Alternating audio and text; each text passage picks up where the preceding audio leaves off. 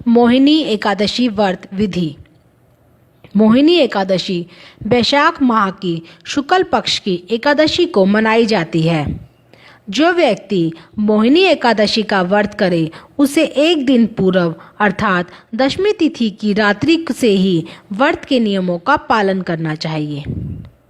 व्रत के दिन एकादशी तिथि में व्रती को सुबह सूर्योदय से पहले उठना चाहिए और नित्य कर्म कर शुद्ध जल से स्नान करना चाहिए।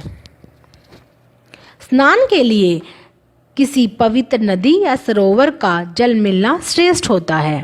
अगर यह संभव न हो तो घर में ही जल से स्नान करना चाहिए। स्नान करने के लिए कुश और तिल के लेप का प्रयोग करना चाहिए। स्नान करने के बाद साफ वस्त्र धारण करने चाहिए।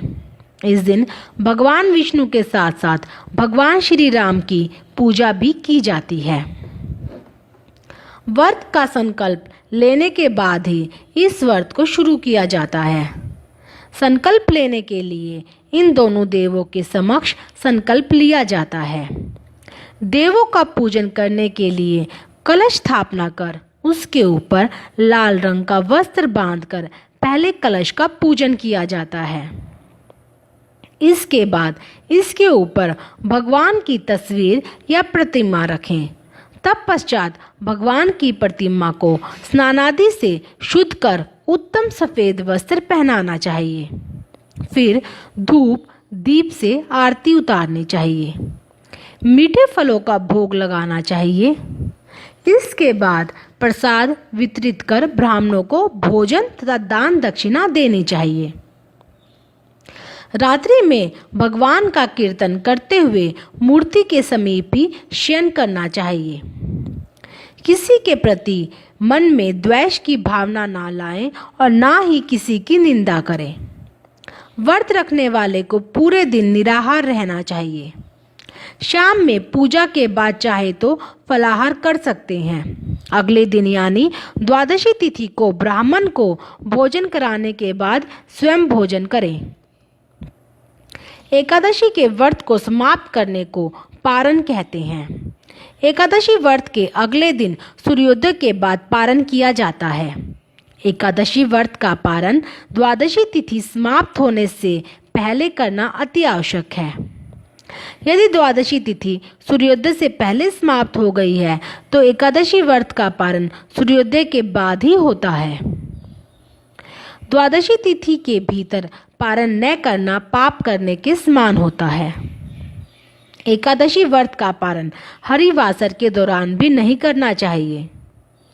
जो श्रद्धालु व्रत कर रहे हैं उन्हें व्रत तोड़ने से पहले हरिवासर समाप्त होने की प्रतीक्षा करनी चाहिए। हरिवासर द्वादशी तिथि की पहली 1/4 अवधि है। व्रत तोड़ने के लिए सबसे उपयुक्त समय प्रातःकाल होता है। व्रत करने वाले श्रद्धालुओं को मध्याह्न के दौरान व्रत तोड़ने से बचना चाहिए। कुछ कारणों की वजह से अगर कोई प्रातःकाल पारण करने में सक्षम नहीं है तो उसे मध्याह्न के बाद पारण करना चाहिए। कभी कभी एकादशी व्रत लगातार 2 दिनों के लिए हो जाता है। जब एकादशी व्रत 2 दिन होता है तब समस्त परिवारजनों को पहले दिन एकादशी व्रत करना चाहिए। दूसरे दिन वाली एकादशी को दूजी एकादशी कहते हैं।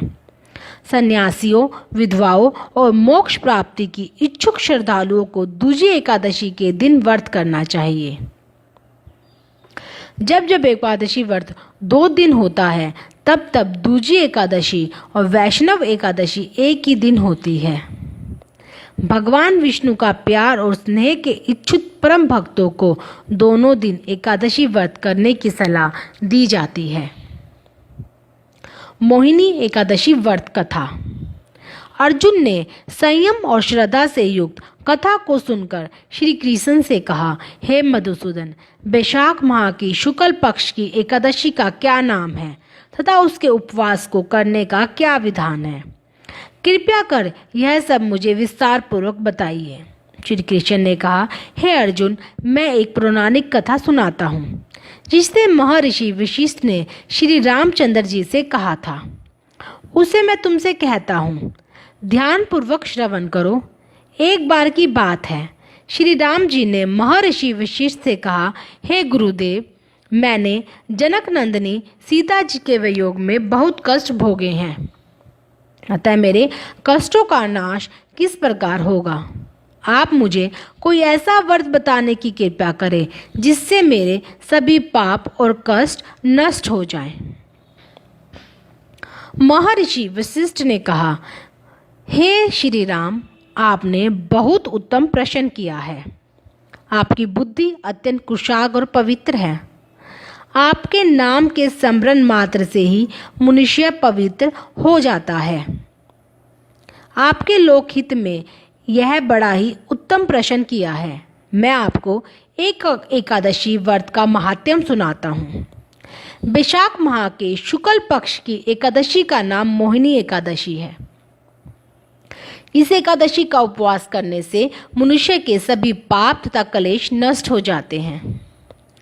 इस उपवास के प्रभाव से मनुष्य मोह के जाल से मुक्त हो जाता है।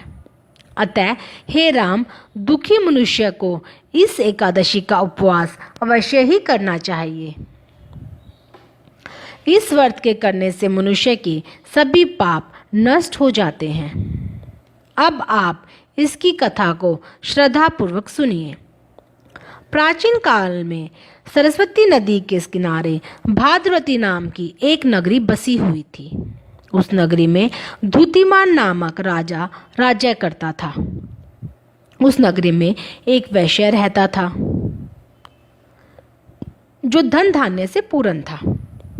उसका नाम धनपाल था।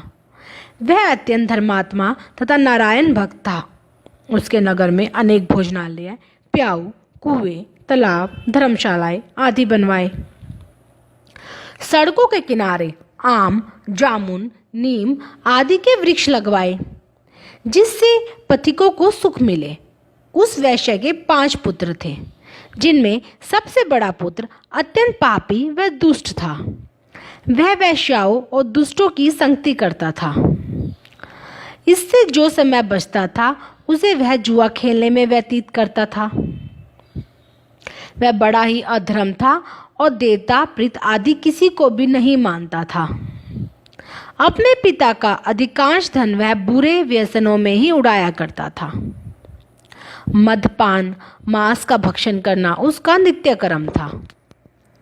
वह काफी समझाने बुझाने पर भी वह सीधे रास्ते पर नहीं आया तो दुखी होकर उसके पिता, भाइयों तथा कुटुंबियों ने उसे घर से निकाल दिया और उसकी निंदा करने लगे।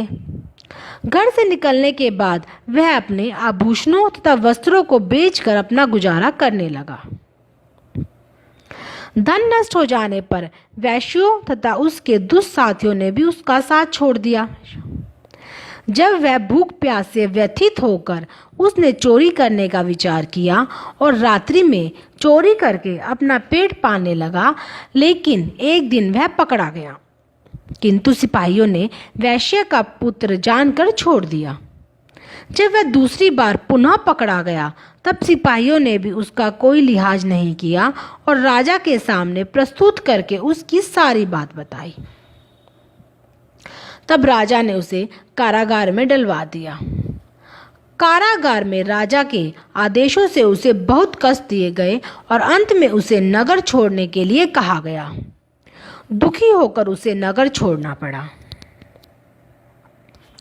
अब वह जंगल में पशु पक्षियों को मारकर पेट भरने लगा। फिर बहेलिया बन गया और धनुष बाण से जंगल के निरीह जीवों को मार मार कर खाने और बेचने लगा। एक बार वह भूख और प्यास से व्याकुल होकर भोजन की खोज में निकला और कौटिन्य मुनि के आश्रम में जा पहुंचा। इस दिन वैशाख का महीना था। कौटिन्य मुनि गंगा स्नान करके आए थे। उनके भीगे वस्त्रों की छींट मात्र से इस पापी को कुछ सद्बुद्धि प्राप्त हुई। वह अधम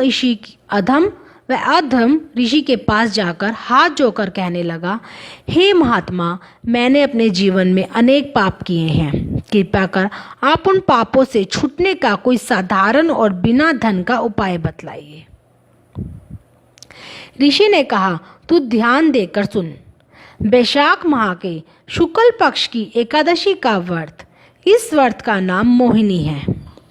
इसका उपवास करने से तेरे सभी पाप नष्ट हो जाएंगे। ऋषियों के वचनों को सुनकर वह बहुत प्रसन्न हुआ और उनकी बतलाई हुई विधि के अनुसार उसने मोहिनी एकादशी का व्रत किया। हे श्री राम, इस व्रत के प्रभाव से उसके सभी पाप नष्ट हो गए और अंत में वह गरुड़ पर सवार हो विष्णु लोक को गया। संसार में इस व्रत से उत्तम दूसरा कोई व्रत नहीं है।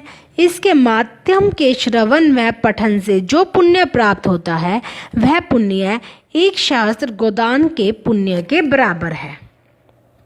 कथासार। प्राणी को सदैव संतों का संग करना चाहिए। संतों की संगत से मनुष्य को न केवल सद्बुद्धि प्राप्त होती है अपितु उसके जीवन का उद्धार हो जाता है। पापियों की संगत प्राणी को नरक में ले जाती है। मोहिनी एकादशी व्रत का महत्व। इस व्रत को करने से निंदित कर्मों के पापों से छुटकारा मिल जाता है तथा मोह बंधन एवं पाप समूह नष्ट होते हैं। सीता की खोज करते समय भगवान श्री राम ने भी इस व्रत को किया था। उनके बाद मुनि कौंडिन्य के कहने पर धृष्ट बुद्धि ने और श्री कृष्ण के कहने पर युधिष्ठिर ने भी इस व्रत को किया था।